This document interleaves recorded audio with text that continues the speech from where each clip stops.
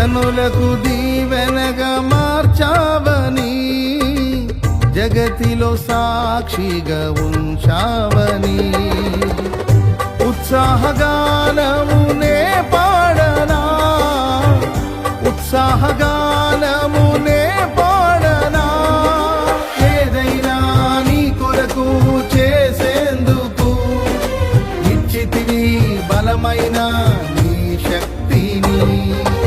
ఏదైనా నీ కొరకు చేసేందుకు ఇచ్చితివి బలమైన నీ శక్తిని. ఇది ఏ చాలును నా జీవితాంతము, ఇలా నా కన్నీ